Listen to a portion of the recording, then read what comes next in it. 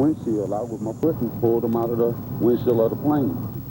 The plane crashes headfirst into a St. Louis building, and passers-by rush to the rescue. Good evening, and thank you for joining us. Our top story tonight at 10. St. Louisans risked their own lives to help save 3 victims of a small plane crash in South St. Louis. No one is sure just what went wrong, but as News Channel 5's Gene Jackson tells us, the plane just missed Highway 44.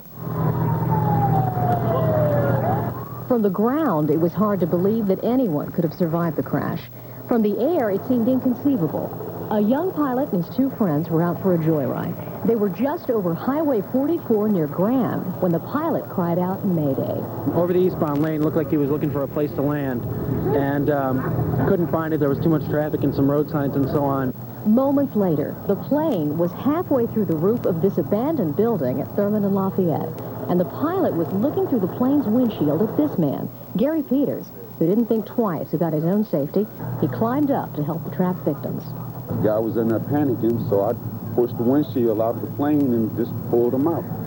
You know, like that. And the other guy, he was in such a bad condition, I couldn't touch him. Stan Krause ran from his car on Highway 44 and stood helplessly as the remaining 2 victims lay trapped in the wreckage, one critically wounded.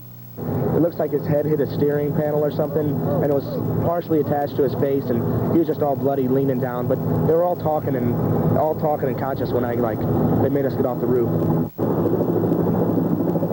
Rescue teams had to work quickly. The sun was setting, and the bitter temperatures put the injured at even greater risk. All but essential rescuers were ordered out of the area because the plane's fuel was leaking into the building. Firefighters feared an explosion.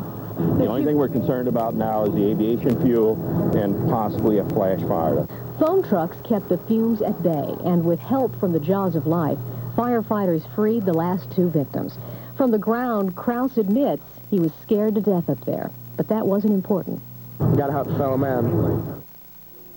Now at this hour, crews are working to remove the rubble from the top of the building. A crane arrived at the site about an hour ago.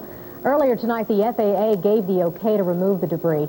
Some of the smaller pieces of the plane were removed first. It will take a little longer to remove the larger chunks of rubble. It's not clear how long crews plan to work tonight. Meanwhile, the pilot, Lasingu Mavungi, is a second-year student at Parks College, and 1 male passenger were taken to St. Louis University Medical Center. Both are in their early 20s.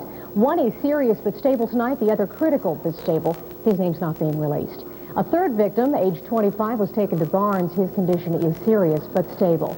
They had leased the plane today from Air Spirit at Parks, and the FAA is investigating, okay?